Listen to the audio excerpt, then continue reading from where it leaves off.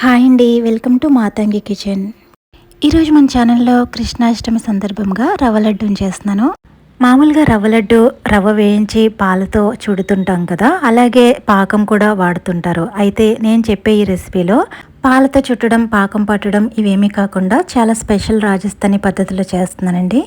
ముందుగా ఇక్కడ నేను 2 కప్పుల వరకు సూజీ రవ్వని తీసుకుంటున్నాను. అదేనండి బొంబాయి రవ్వ. ఇక్కడ నేను రవ్వ అనేది చాలా సన్నపాటి తీసుకున్నానండి. మీరు కూడా ఇలాగే సన్నపాటి తీసుకోండి. ఇప్పుడు దీనిలోకి 1 కప్పు వరకు కాచి చల్లార్చిన పాలని వేసుకుంటున్నాను. ఇక్కడ పాలన్నవి చూసుకుంటూ వేసుకోవాలండి. రవ్వ తీరును బట్టి పాలు ఎక్కువ తక్కువ పడుతుంటాయి. ఇక్కడ ఈ పాల ప్లేస్లో కొబ్బరిని మిక్సీ బట్టి ఆ కొబ్బరి పాలు కూడా వేసుకోవచ్చు. నేను ఇక్కడ 1 కప్పు పూర్తిగా వేసానండి. ఇంకో పావు కప్పు వరకు వేస్తున్నాను.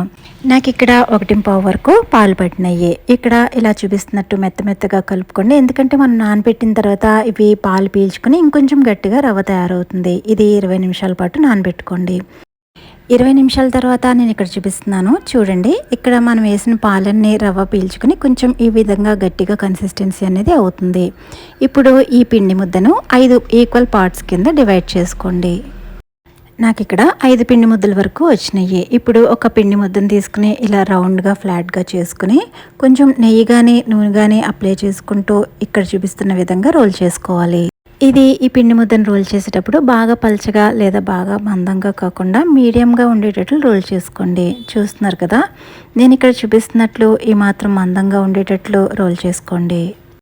ఇప్పుడు దీన్ని స్టవ్ మీద ప్యాన్ పెట్టి మనం చపాతీలు ఏ విధంగా అయితే కాల్చుకుంటామో అలాగే దీన్ని కూడా కొంచెం ఆయిల్ కానీ నెయ్యి కానీ వేసుకుంటూ మీడియం ఫ్లేమ్లో మంచిగా క్రిస్పీగా అయ్యేటట్లు కాల్చుకోవాలి.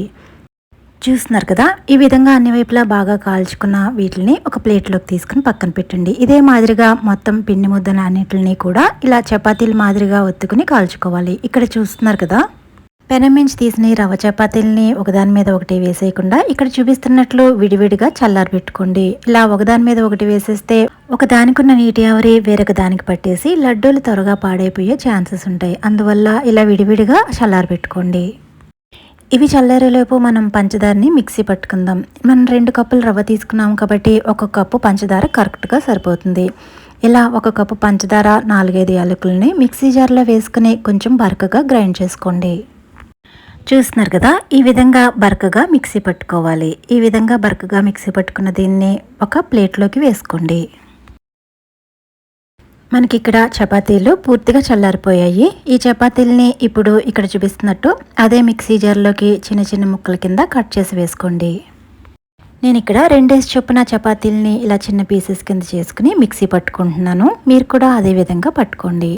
చూస్తున్నారు కదా, ఈ సైజులో మనం పీసెస్ కింద చేసుకుని మిక్సీ పట్టుకోవాలి. మ్యాక్సిమం ఇది బాగా మెత్తగా అయ్యేటట్లు మనకి బొంబాయి రవ్వ ఎంతైతే సన్నగా రవ్వలా ఉంటుందో ఆ విధంగా అయ్యేటట్లు ఇక్కడ చూపిస్తున్న విధంగా మిక్సీ పట్టుకోండి.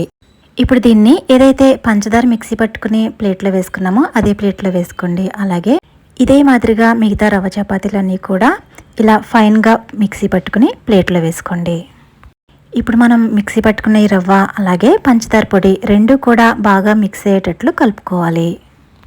ఇలా పూర్తిగా కలుపుకున్న తర్వాత మధ్యలో ఇలా స్పేస్ వచ్చేటట్లు పెట్టుకుని ఇప్పుడు స్టవ్ మీద 1/2 కప్పు వరకు నెయ్యి వేడి చేసుకుని దీనిలో మీకు ఏదైతే అందుబాటులో డ్రై ఫ్రూట్స్ ఉన్నాయో అవన్నీ కూడా ఇందులో వేసుకుని దోరగా వేపించుకోండి. ఇక్కడ చూపిస్తున్నట్లు డ్రై ఫ్రూట్స్ బాగా వేగిన తర్వాత మనం ఏదైతే ప్లేట్ పక్కన పెట్టామో దాంట్లో డ్రై ఫ్రూట్స్ మాత్రమే వేసి నెయ్యి కొంచెం వేసుకుంటూ లడ్డూల్లాగా చుట్టుకోవాలి. మనం తీసుకున్న 2 కప్పుల రవ్వకి 1/2 కప్పు నెయ్యి అయితే కరెక్ట్గా సరిపోతుంది. నెయ్యి అంతా ఒకేసారి వేసేయకుండా కొంచెం వేసుకుంటూ వేడి నెయ్యి వేసుకుంటూ చుట్టుకుంటే లడ్డూలు చాలా సాఫ్ట్గా మెత్తగా ఉంటాయి. మనం ఈ లడ్డూల్ని పాలు వేసి చుట్టట్లేదు కాబట్టి వారం రోజుల పాటు ఈ లడ్డూలు పాడవకుండా చాలా ఫ్రెష్గా ఉంటాయి. అదే ఫ్రిడ్జ్లో పెట్టుకుంటే 15 రోజుల వరకు కూడా చాలా ఫ్రెష్గా ఉంటాయి. ఇలా చపాతీల్లా కాల్చుకు చేసుకునే ఈ లడ్డూల్ని రాజస్థానీ చూర్మా లడ్డూలు అంటారండి. ఇలా ఈజీగా ఎక్కువ రోజులు నిల్వ ఆగే ఈ రవ్వ లడ్డూని మీరు కూడా ట్రై చేయండి. ఈ రెసిపీ నచ్చితే ప్లీజ్ లైక్ చేయండి, సబ్స్క్రైబ్ చేసుకోండి. మరో మంచి రెసిపీతో మళ్ళీ కలుద్దాం.